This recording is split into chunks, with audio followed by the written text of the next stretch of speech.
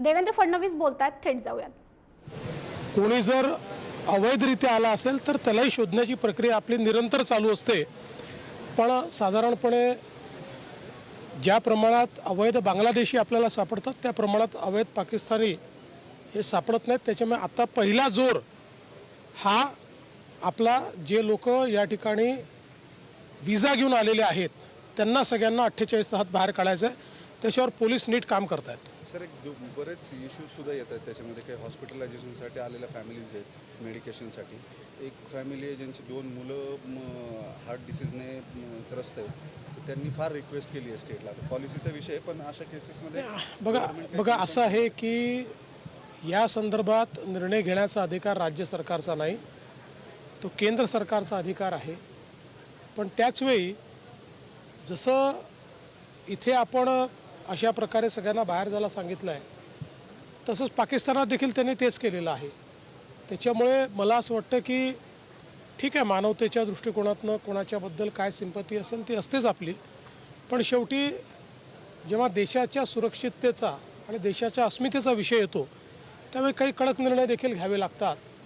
खरं म्हणजे पाकिस्तानच्या सरकारला समजलं पाहिजे की त्यांची निर्भरता भारतावर आहे आणि ज्या प्रकारे आतंकवादाला ते समर्थन देतात, मानवतेचा एक प्रकारे जे ते खून करतात, मला असं वाटतं आज जगातला कुठलाही देश पाकिस्तानसोबत उघडपणे उभा राहू शकत नाही. ही पाकिस्तानची परिस्थिती. पाकिस्तानच्या मंत्र्यांनी पंतप्रधानांना शिवीगाळ केली, ते उघडपणे धमकी देतात की आमच्याकडे न्यूक्लिअर बॉम्ब आहे. खायला पैसे नाही, कशाचा न्यूक्लिअर बॉम्ब सांगतात. खायला पैसे नाही, त्यांच्याकडे भुके मरून राहिले लोक. काय त्यांची अवस्था, न्यूक्लिअर बॉम्ब सांगून राहिले.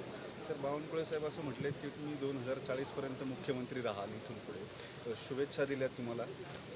बावनकुळे साहेबांच्या जर बस चालला तर ते 100 वर्ष मला ठेवतील, पण रामदास त्या कदम त्यांच्या म्हटले त्याच्यावर 2080 पर्यंत राहू देत, आमच्या शुभेच्छा आहेत.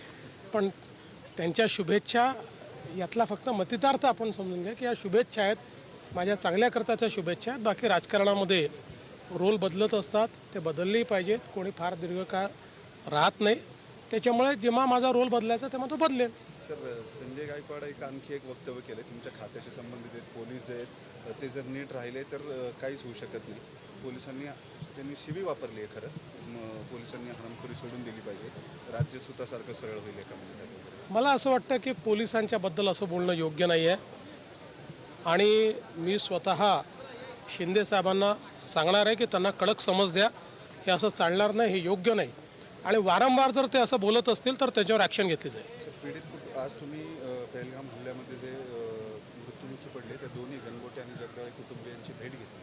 काय बोलणं झालं तुमचं? फार काळ तुमच्याकडेही शब्द नव्हते, कुणाला दाखवले त्यांना मात्र, आणि अत्यंत हृदयद्रावक प्रसंग आहेत. अतिशय भावूक अशा प्रकारचा हा प्रसंग होता.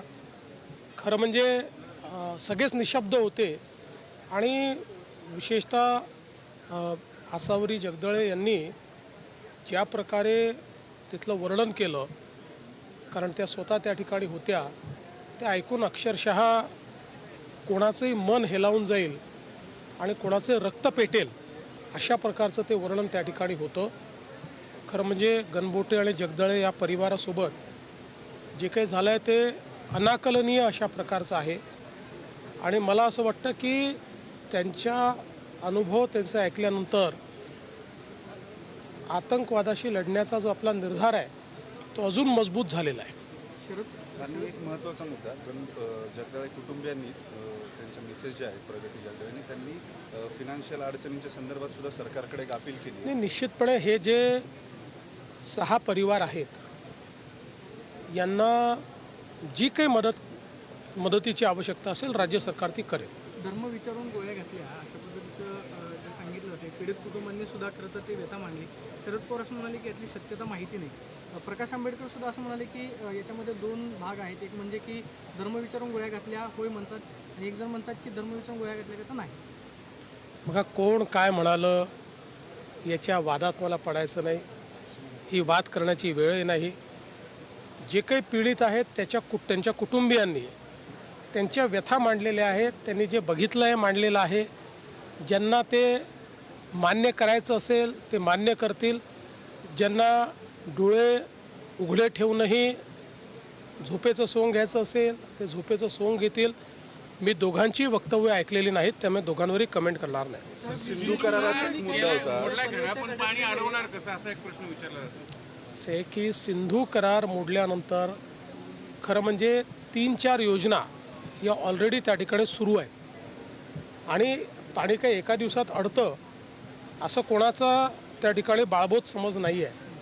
पण या पाण्यावर पाकिस्तान निर्भर आहे आणि हे पाणी अडवणं भारताने जर सुरू केलं तर अक्षरशः पाकिस्तानवर त्या ठिकाणी तहानेने मरण्याची वेळ येईल. आणि म्हणून हा अतिशय योग्य निर्णय. अशा प्रकारची जागा दाखवावी लागते, ती जागा दाखवण्याचा निर्णय आहे. आता आपल्या इथे काही लोक असे आहेत की प्रत्येक गोष्टीत त्यांना प्रश्नचिन्ह निर्माण करायचे आहे. देशाच्या प्रती त्यांना काही वाटतच नाही. मला अशा लोकांची कीव येते. मी त्यांच्यावर काही मला राग येत नाही, कीव येते. सर्जिकल स्ट्राईक फ्री होणार का? घेतली आता काँग्रेस राहणार की नाही जिल्ह्यात? काँग्रेस स्वतःला शिल्लक ठेवत नाही आहे.